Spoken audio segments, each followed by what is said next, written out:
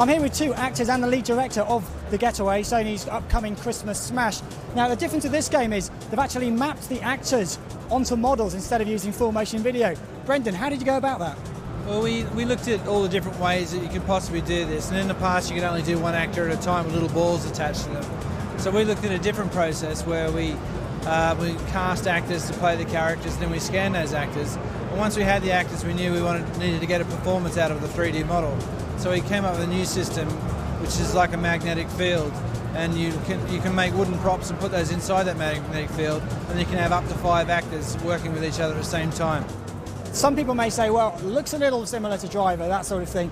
What would you say to people that are saying that? How is it different? How is it a lot better? Well, what we set out to do with The Getaway from the really early days is we wanted to make a game for an older audience. So, you know, typically, as you see there, it's an 18 game. So it's story-driven. It's about one guy's perception of what London's really like, and he's from the 60s. He's 100% white, and he's an old gangster. And what he wants to do is start a gang warfare between himself, some of the new gangs, the Triads and the Arties. So it's kind of a clash of place and of culture.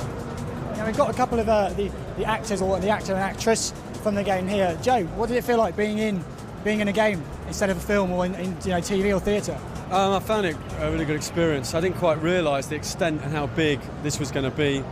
And it was only like the first day of filming that I realised how interesting it was going to be. We just act on a 12 by 12 stage, and it was all blackened out, wooden props.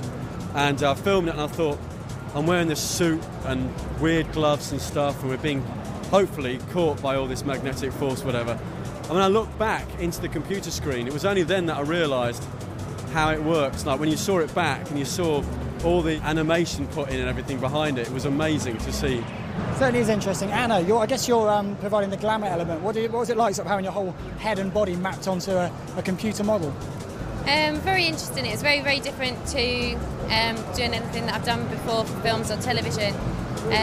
Because obviously you're put in a situation where all the supports that you normally have as an actor, so the makeup, costume, sets and props are all stripped from you, and you've got wooden props on set, and you're, as Joe said, working in this 12 foot by 12 foot square, and you're looking at these guys who are supposed to be big London gangsters, and they're covered in magnetic wires everywhere and magnets all over them. So it's rather amusing. A lot of imagination had to go into playing your part. Imagination, especially having no makeup on as well.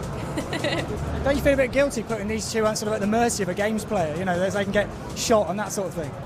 No. How do you guys feel about it? It's fantastic for us, obviously, because, like we said, it was a small project to start off with, and nice to be able to play with each other and play with ourselves in the way that we now. Really? Sounds a bit rude, doesn't it? And you've been treated rough, aren't you, Anne? Yeah. No, but it's been a fantastic experience. Johnson, you bastard! Dad! Certainly looks good. Look forward to it, and let's hope more games are made like this in the future.